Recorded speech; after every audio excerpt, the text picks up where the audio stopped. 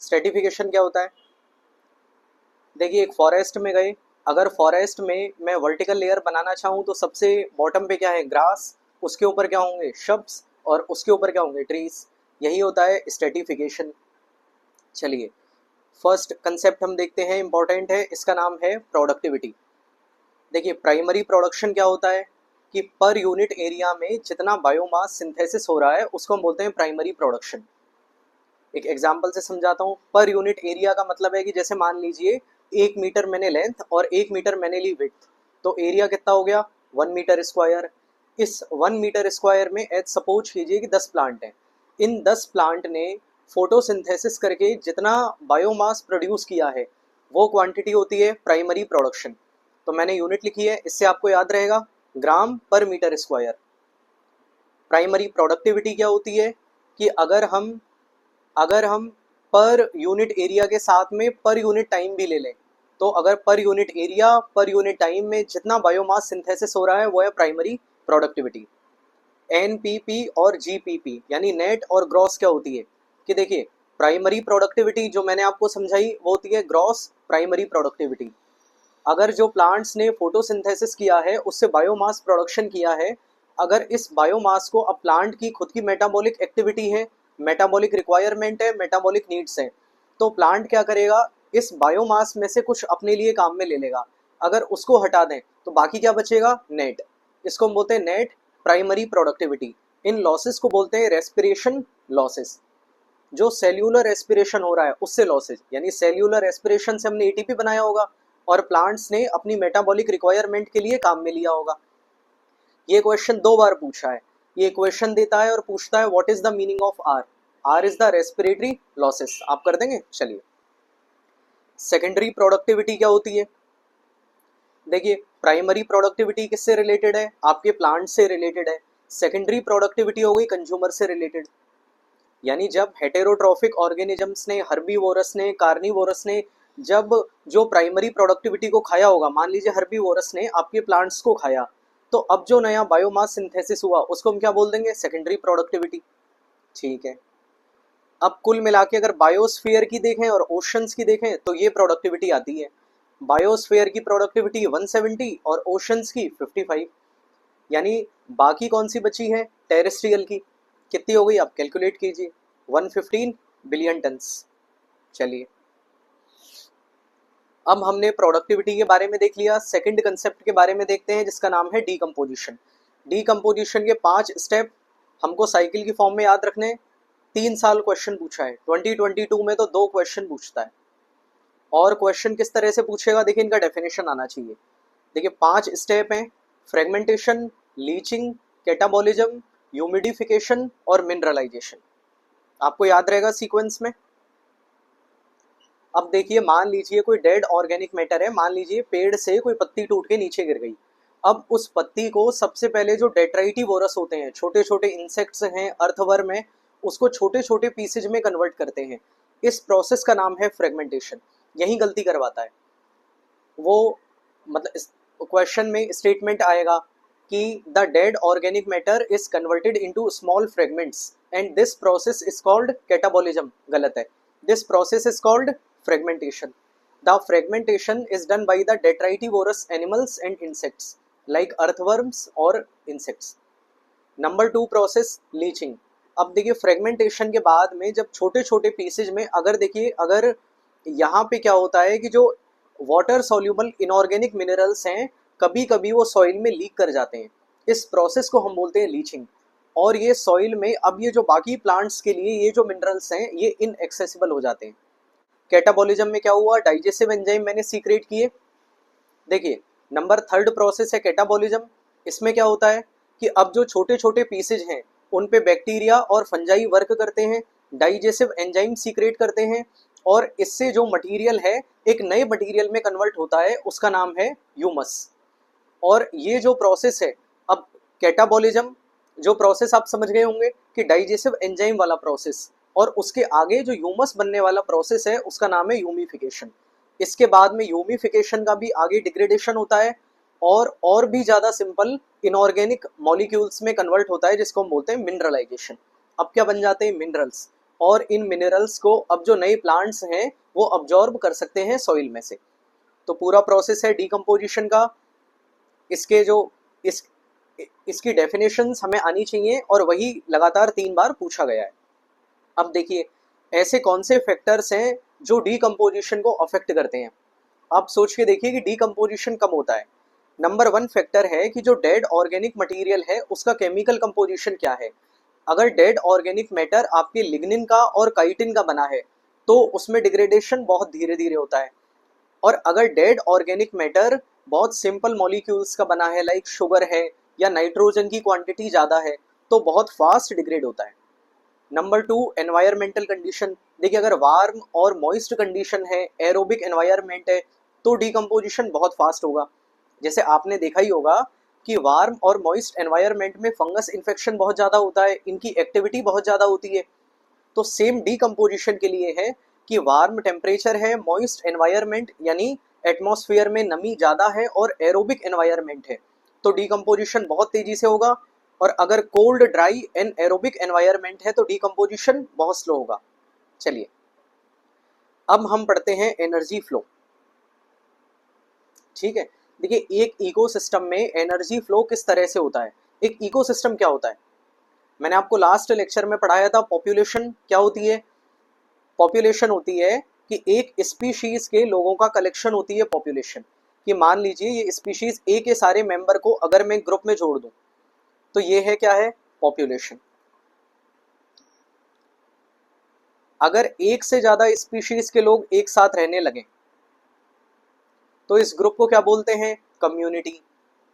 और इकोसिस्टम क्या है कि इकोसिस्टम एक वो प्लेस जहाँ पे बायोटिक और एबायोटिक दोनों फैक्टर्स को अगर अपन मिला लें तो उस उसको हम बोलते हैं इकोसिस्टम। कि जैसे कि मान लीजिए इसमें सारे प्लांट्स भी आएंगे, एनिमल्स भी आएंगे और एबायोटिक फैक्टर भी आएंगे, यानी एयर है, वाटर है, ये भी सारे फैक्टर्स इकोसिस्टम में शामिल हैं।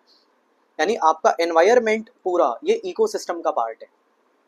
अब देखिए एनर्जी फ्लो कैसे होता है एक इकोसिस्टम में, कि आप मुझे बताइए कि मेन एनर्जी का सोर्स क्या है किसी भी इकोसिस्टम के लिए। एनर्जी का सोर्स मेन सन है, एक्सेप्ट हाइड्रोथर्मल इकोसिस्टम। हाइड्रोथर्मल में क्या होता है कि जो जियोथर्मल एनर्जी है वो मेन सोर्स होती है। और ऐसे बहुत सारे बैक्टीरिया हैं, आर्की बैक्टीरिया, जो जियोथर्मल एनर्जी का यूज करके जो ऑटोट्रॉफिक या कीमोसिंथेसिस करते हैं, तो वहां पे एनर्जी का सोर्स सन नहीं रहता है। फिर अब देखिए सन से क्या आ रही है, इंसिडेंट सोलर रेडिएशन। अब इंसिडेंट सोलर रेडिएशन का स्पेक्ट्रम क्या है, आपने पढ़ा होगा फिजिक्स में, gamma, x, UV, visible, infrared, microwave और रेडियो वेव, ये पूरा स्पेक्ट्रम होता है अपना।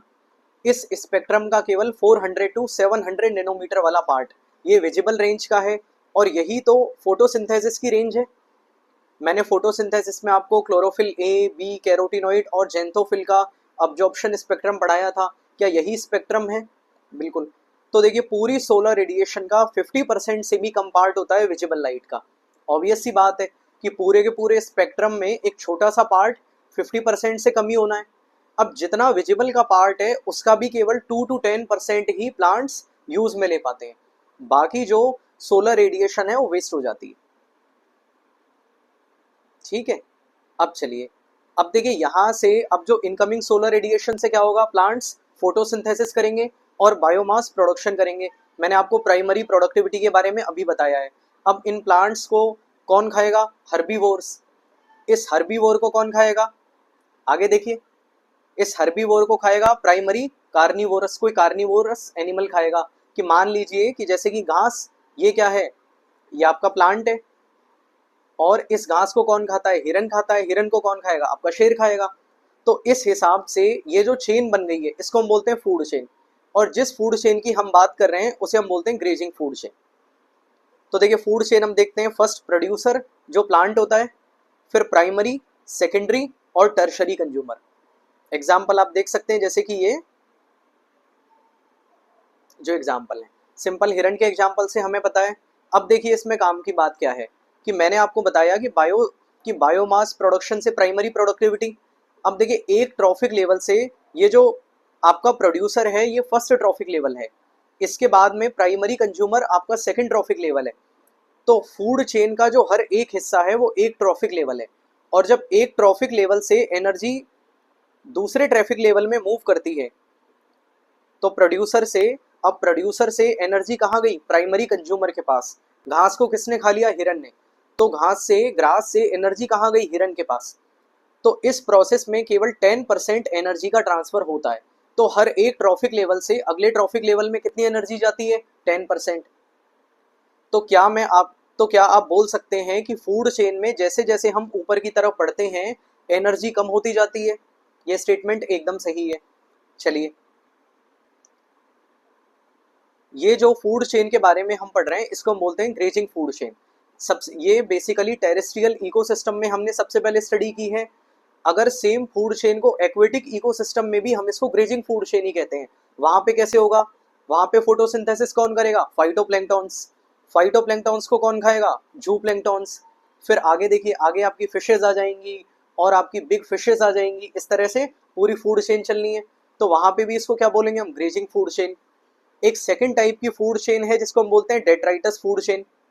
ये क्या होती है कि देखिए, अगर कोई प्लांट या एनिमल की डेथ हो गई है तो उसको कौन खाएगा, जैसा उस पे बैक्टीरिया और ईस्ट उस पे वर्क करते हैं, उनके डाइजेस्टिव एंजाइम वर्क करते हैं, डेट्राइटिवोरस उसको ब्रेक डाउन करते हैं। और डेट्राइटिवोरस को स्मॉल बर्ड खा सकते हैं, आपके केंचुए को आपकी छोटी सी चिड़िया खा सकती है। तो इस तरह से वो फूड चेन क्या सन से या फोटोसिंथेसिस से स्टार्ट हुई है, नहीं, वो फूड चेन कहाँ से स्टार्ट हुई है, डेड ऑर्गेनिक मैटर से। वहां पे सन इन्वॉल्व नहीं है, वो है second type food chain, detritus food chain. चलिए, अब जब हमने फूड चेन के बारे में पढ़ लिया तो अब आप देखिए कि एक टर्म और है स्टैंडिंग क्रॉप। बायोमास और the number of unit area at a trophic level. हर एक ट्रॉफिक लेवल पे कितना बायोमास है उसको हम बोलते हैं स्टैंडिंग क्रॉप। वो ट्रॉफिक लेवल 1 पे भी देख सकते हैं, 2 पे भी, 3 पे भी। अब देखिए यहाँ से क्वेश्चन कैसे आता है वो देखते हैं। क्वेश्चन आता है एनर्जी पिरामिड्स। चलिए चलिए आप मुझे बताइए कि ऐसा करते हैं कि हर ट्रॉफिक लेवल को एक ग्राफ की फॉर्म में रिप्रेजेंट करते हैं। और फर्स्ट हम लेते हैं कि नंबर का, हम ग्रेजिंग फूड चेन लेते हैं टेरेस्ट्रियल इकोसिस्टम में, यानी जो प्लांट है और प्लांट के बाद जो हर्बीवोर है फिर कार्निवोर वाला हिस्सा है वहां पे। अब मुझे बताइए, अगर मैं नंबर का एक ग्राफ बनाता हूँ तो सबसे ज्यादा जो फर्स्ट ट्रॉफिक लेवल पे क्या होंगे, हमारे प्लांट्स। नंबर 2 लेवल पे क्या होंगे, हमारे हर्बीवोर्स। और नंबर 3 लेवल पे क्या होंगे, हमारे कार्निवोर्स। एक बात हमको ध्यान रखनी है कि जो फूड चेन है उसमें कहीं भी डीकम्पोजर्स नहीं है, ग्रेजिंग फूड चेन का हिस्सा नहीं है, उनकी अलग अपनी फूड चेन है। अब मुझे बताइए कि ये नंबर का जब मैंने ग्राफ बनाया या पिरामिड बनाया तो क्या ये अपराइट पिरामिड है। पिरामिड ऐसा ही होता है कि जिसका बेस बहुत वाइड होता है और जिसका टॉप नैरो होता है। कि देखिए, नंबर का ग्राफ या नंबर का जो पिरामिड है वो इसी तरीके से बनता है। तो जब हम टेरेस्ट्रियल इकोसिस्टम में देखते हैं तो नंबर का पिरामिड यानी प्लांट्स का नंबर क्या है, हाईएस्ट है। प्लांट से कम नंबर किसका है, हर्बीवोर्स का। और सबसे कम नंबर किसका है, कार्निवोर का। अब सोच के देखिए, प्लांट्स ज्यादा है या टाइगर या लॉइन ज्यादा है, तो लॉइन की जो नंबर है बहुत कम है। तो ये पिरामिड कैसा हुआ, अपराइट। सेम नंबर की जगह अगर मैं बायोमास रख दूं तो क्या बिल्कुल सेम अपराइट पिरामिड आना है, यस। फिर एनर्जी का देखते हैं। देखिए, मैंने आपको बताया कि एक ट्रॉफिक लेवल से अगले में जाने पे एनर्जी केवल 10% जाती है, 90% क्या हो गई, लॉस हो गई। तो अब आप मुझे बताइए, क्या एनर्जी का जो हमेशा पिरामिड है हमेशा अपराइट होगा, बिल्कुल। तो टेरेस्ट्रियल इकोसिस्टम में नंबर का भी, बायोमास का भी और एनर्जी का भी, तीनों पिरामिड हैं वो हमेशा अपराइट होते हैं। ठीक है, इसके बाद देखते हैं, देखिए एक्वेटिक इकोसिस्टम में, एक्वेटिक में नंबर 1 लगाते हैं कि नंबर का पिरामिड बनाते हैं। आप बताइए कि सबसे ज्यादा नंबर फाइटोप्लैंक्टन का होना है या बिग फिश का होना है, तो फाइटोप्लैंक्टन्स का होना है। तो नंबर का पिरामिड कैसा होगा, अपराइट होगा, बेस वाइड और टॉप पे क्या हो जाएगा, नैरो। अब नंबर 2 लगाते हैं बायोमास का। सबसे इंपॉर्टेंट, पिछले 5 साल में 3 बार पूछा है, 4 स्टेटमेंट देके पूछेगा और केवल यही स्पेशल चीज है जो बार बार पूछेगा कि एक्वेटिक इकोसिस्टम में बायोमास का पिरामिड कैसा है, इनवर्स। देखिए, सारे फाइटोप्लैंक्टन को अगर एक तराजू पे तोल लें और आखिर में बड़ी बड़ी मछलियों को तोल लें तो बायोमास किसका ज्यादा निकलेगा, बड़ी बड़ी मछलियों का। तो पिरामिड कैसा हो गया, इनवर्ट। तो फाइटोप्लैंक्टन का जो बेस है वो बायोमास में कैसा है, बहुत नैरो। और जो टॉप है, बिग फिशेस क्या है, वो कैसा है, बहुत वाइड। तो एक्वेटिक इकोसिस्टम में बायोमास का पिरामिड इनवर्स होता है, इसको बिल्कुल 3 स्टार 5 स्टार मार्क कर लेना, यही पूछा जाएगा। और एनर्जी का पिरामिड वो तो हमेशा ब्राइट होना है, कैसा भी इकोसिस्टम हो। चलिए एक सवाल करते हैं। ये क्वेश्चन पूछा गया 2024 में। देखिए क्वेश्चन क्या पूछा है कि net primary productivity trophic level 1 पे 100x, तो उन्होंने पूछा है कि थर्ड ट्रॉपिक लेवल पे ग्रॉस प्राइमरी प्रोडक्टिविटी क्या होगी। बताइए कैसे सॉल्व करेंगे। देखिए net primary productivity at trophic 1 का मीनिंग क्या होता है, ये समझते हैं कि प्लांट ने फोटोसिंथेसिस किया होगा और जितना बायोमास प्रोड्यूस किया है उसको क्या बोला है हमने, जीपीपी ग्रॉस। उसके बाद प्लांट ने जितना उसमें लॉस किया है और उसके बाद में जो भी बचा है उसको हम क्या बोलते हैं, नेट। तो प्लांट के पास इतना बचा है। अब आप मुझे बताइए क्या यही वो बायोमास है जो हर्बीवोरस के खाने के लिए होता है। तो हर्बीवोरस के खाने के लिए कितना बायोमास मिला, 100x। क्या यही GPP2 है। ट्रॉफिक लेवल 2 पे जितना ग्रॉस प्राइमरी प्रोडक्टिविटी है हर्बीवोर इतना बायोमास खा सकते हैं। ये कितना हो गया, 100x। अब हर्बीवोरस जैसा कि मैंने आपको बताया अभी कि एक ट्रॉफिक लेवल से दूसरे ट्रॉफिक लेवल में टोटल कितना एनर्जी लॉस है, 10%। वो एनर्जी लॉस कैसे होता है कि देखिए हर्बीवोर्स हम अपने रेस्पिरेटरी लॉस करेंगे तो उनका भी एनपीपी आएगा, और ये कितना आना है, ये आना है इसका 100x का केवल 10%। कितना होता है, 10x। इसका मतलब है कि जो ट्रॉफिक लेवल 2 पे नेट प्राइमरी प्रोडक्टिविटी कितनी आ गई, 10x। क्या यही वो है जो थर्ड ट्रॉफिक लेवल के लिए अवेलेबल होगा, इसको बोलेंगे GPP3, और यही तो पूछा है। आंसर क्या है, आंसर है आपका 10x। तो इस तरीके से इकोसिस्टम वाला चैप्टर हम कंप्लीट करते हैं। अब नेक्स्ट चैप्टर हम पढ़ेंगे जिसका नाम है बायोडाइवर्सिटी कंजर्वेशन। चलिए गुड लक।